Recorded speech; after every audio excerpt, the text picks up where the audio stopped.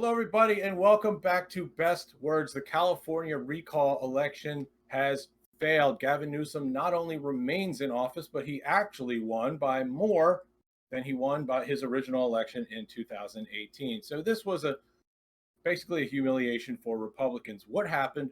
What were they thinking? And how has it been covered by the press? So what were they thinking?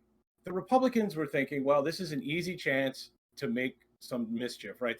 They're basically a nihilistic political movement. Anything that's going to make life harder on the Democrats, they're going to do. Also, because of California's ridiculous recall rules, this was something that was it's a moonshot worth taking. So what do I mean by that? California, in California, you only require to get 12.5% of the signatures of the previous election total to do a recall election. Okay, so what's the math on that? Say there's an election and 10 million people vote. You need to get ballots of 1.25 million people saying, yes, let's do a recall. That's not a lot of people. There's always a disgruntled wing of the opposition party. So getting those signatures is not that hard. In this case, they were also granted 4 extra months because of COVID to get those signatures. So they got the recall election on the ballot. And of course, what happens in off year elections? Well, traditionally speaking, for most of the last few decades, Democrats didn't vote so much in midterms, recall elections, off year elections, and Republicans did. You also had a very enthusiastic, maniacal Republican movement in California, which is not strong in the state relative to the Democratic Party, but it is actually gigantic. California has more Republicans than any other state because there's more of everything than any other state. You also had Larry Elder, a lightning rod of Trumpism and lunacy, right? Like the former mayor of San Diego, was running in the recall. He is Kevin Faulconer is his name. He's a kind of a standard issue, old school Republican. You can't be a Trumpist and a mayor. Mayors are sort of de facto more pragmatic. They have to be. You can only be a Trumpist so long, but when you're a mayor, you have to make day to day decisions. So they ran a normal, sane GOP person, and he got absolutely trounced by the nut job. So okay, let's talk about the media and how did they react to this? Well, the media could not help but try and find fault here for Newsom and the Democrats. Repeatedly, they said, well, this isn't great news for Gavin. I mean, the fact that he even got recalled is a problem, said some reporter from CNN or Politico. Yeah, no, the fact that he's facing a recall is because of California's asinine recall rules. I mean, they can't just, have an impeachment like a normal state. So the fact that he was facing a recall actually means absolutely nothing, and they were trying to imbue it with a lot of meaning. Okay, so the GOP had a chance to run a sane person. They decided not to. What else were they thinking? Well, in all things Republican, you have two different groups of people, right? You have a handful of sane, evil people, puppeteers, your Mitch McConnell types, pulling the strings, and then you have the lunatic foot soldiers, right? And no quarter here. If you're a hardcore believer in Trumpism, I don't have a very high opinion of your cognitive abilities at this stage of the game. So what was the play here for the puppeteers in the Republican Party? Well, Dianne Feinstein. Dianne Feinstein's 88 years old. To get a Republican in office for a year, if she passes away, you may, in fact, in that window of time, you may have a GOP senator from California for just a few months, which is enough to take away the majority till the midterm. Is it a high probability of succeeding? Not really, but what's the cost? Again, like to get the Looney Tunes ginned up. They thought because they thought Gavin had overstepped with COVID. They really thought Gavin Newsom was unpopular. They thought COVID mitigation was unpopular. They thought that vaccine mandates were unpopular. They were very, very wrong. But they thought they had an outside chance to throw a monkey wrench into California politics. They had an outside chance to take back the Senate. I want to touch on one quick point here about Dianne Feinstein being 88 years old. This recall was never very likely to succeed, but it was still on the table. And Dianne Feinstein really should not have presented that opportunity for the GOP. She should have retired. Shame on her for not retiring in the face of this recall election. And shame on her for running 2 years ago. And, this is not going to be a popular take, but shame on the voters of California for sending her back, not because of her age, but because she's terrible. Dianne Feinstein is Joe Manchin in a dress. Like, she's the worst conservative Democrat, and she acts like she's not. For some reason, she gets a pass when she's really not much better than Manchin and Sinema. So, Dianne Feinstein's trash anyway, and then to have the fate of the Senate in her selfish hands because she refuses to retire. They might not have even tried this trick had she not run. So, that's what happened here. But Newsom not only pulled it out, it looks like he's going to win by about 3 more points than he won his election 3 years ago. And not only that, turnout was not down this year. It looks like it's going to be at the same level or a little bit higher. Trump did something to this country.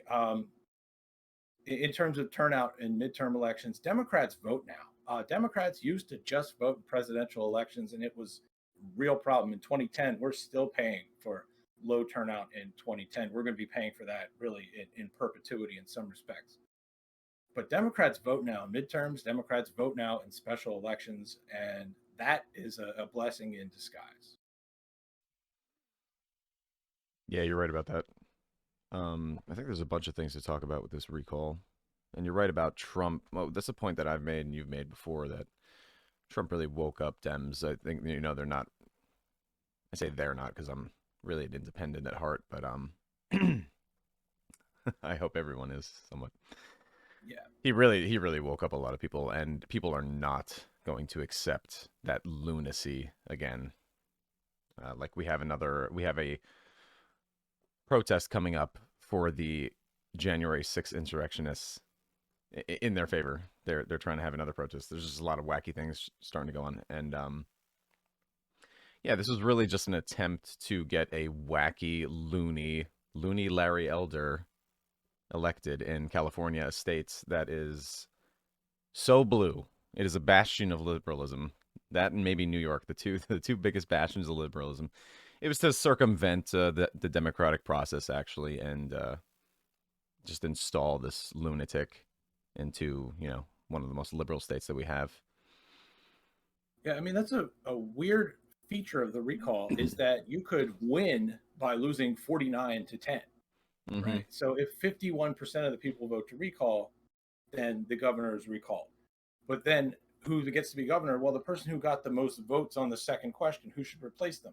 And that's a giant field. So that person could get 5, 6, 7% of the total vote Yeah, and become governor, and the governor could have gotten 49% of the vote. So it's yeah. a really bizarre, dysfunctional system that is rife for abuse in it. Well, they saw the Republicans have no scruple. They have no principles or anything. So they see an opportunity to take over, and they're like, who cares? Go for it.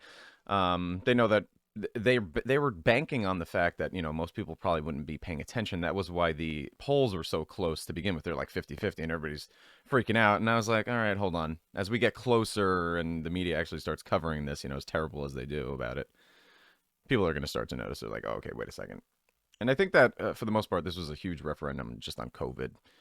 Gavin Newsom is not a great governor. Most people would probably agree with that. He's had a lot of scandals. One that sticks out in my mind is that during the peak of COVID, he was at a elite restaurant with his elite friends, maskless, and the servers and everybody had to wear masks, and he didn't, of course, because they're special. They're the elite. They're special.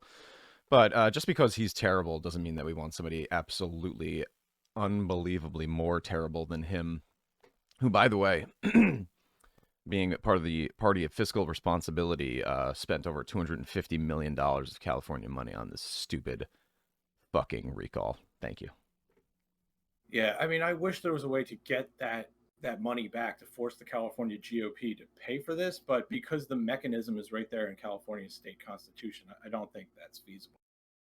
California has a lot of referendums, a lot of recalls are relatively easy. When the state constitution was set up 100 years ago, they really had this idea of this utopia of direct democracy, and it's great. It's a great idea, and I love where their heads were. But in practice, things like the recall are just totally unworkable. And really, it's actually not about. It doesn't help democracy. You actually make it very easy for a fringe minority group to seize power in off-year elections. So it's really, the California state constitution needs to be changed, because these recalls are nothing but trouble, Yeah. and they're They don't reflect the will of the people. Again, you could get a tiny plurality of the vote and still become governor. Then Hmm. that's just not right. I mean, I'm for recalls in spirit. It's just yeah, the way that it's set up in California is absolutely ridiculous. It makes no sense. And since it's not like a regular election, yeah, you're gonna have that huge field of people, and they're just gonna split votes everywhere, and you're gonna. I can't remember what Larry Elder actually wound up with, but what was the percentage of the vote that he actually got? I can't even. I I want to can't say he even got remember. around 2 million votes. I want to say he got roughly half of the yes votes, which are about 30%. So I think he got like, don't quote me on this, but about 20% of the total votes, let's say, roughly. Yeah, even if it was 30%, even that's ridiculous. Like what? Yeah. So Newsom, look, if you're a progressive, though, you have to like Newsom got he got a mandate basically from this recall. And the first thing he did was sign laws to make it easier to get rid of single family zoning in California. And he deserves a lot of credit for that. I'm not a fan of politics as sports. Like, I don't root for people. Um, I think Gavin Newsom gets a B plus. I mean, I certainly as a progressive, there's things you could, you know, it's easy to nitpick. He's definitely not my favorite governor in America, but look, that's credit where credit's due. Like, California has a housing crisis, and he took major steps to mitigate that housing crisis just the other day. So, he's not awful.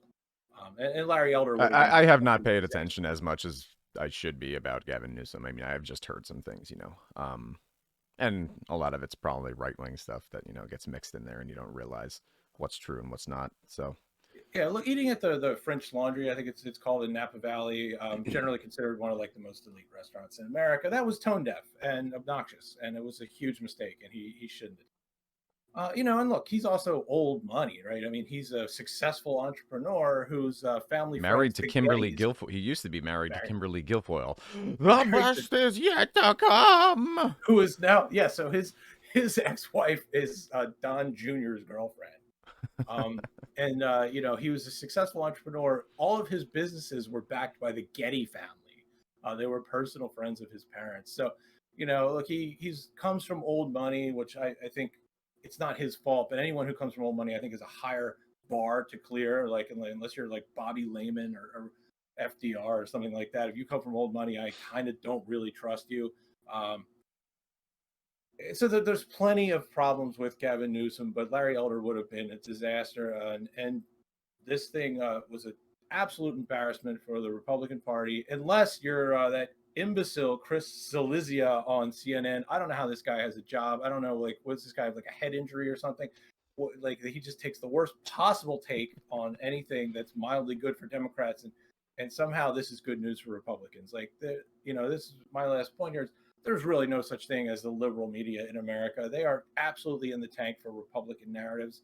And CNN and Politico have been atrocious in the wake of this recall election, just stating Republican talking points verbatim. And, the truth on the ground is, even if California is a blue state, a 65-35 win in a gubernatorial election is just smashing success for the Democratic Party. Absolutely crushing. You're right. And to your point about 65-35 happening in California for this recall, yeah, like we were talking about Trump waking people up and kind of, getting people back and voting for, voting in things like recalls and midterms. I'd be really scared if I was Republican right now because I don't want to say it too soon, but I have a feeling we might see some good things happen for the Democrats in the upcoming elections in 2022. I don't know. Might be a little bit of speculation, might be too early, but I don't think it's going to be quite the blowout that a 2010 would have been for the Democrats. So I'd be No, a little scared. it definitely won't. Orange County results were very promising for Democrats. It looked like Newsom carried the recall there about 53-47. If you're one of the two GOP representatives in Orange County, you don't love those numbers in an off year election. That's funny. Yeah, I was actually looking through the county list on one of the websites that had the election results, and I noticed that Orange County was um, blue. I mean, at least, a little bit, but I don't think I've ever seen that happen before. So, It's a recent phenomenon, you know. yeah. Okay, like what you heard today, share us, follow us. We are, at Best Words Pod on Twitter. We're going to be talking about a lot more politics in the weeks to come. We're going to be talking about the midterms. We're going to be bagging on Joe Manchin. Stay tuned. There's a lot more coming.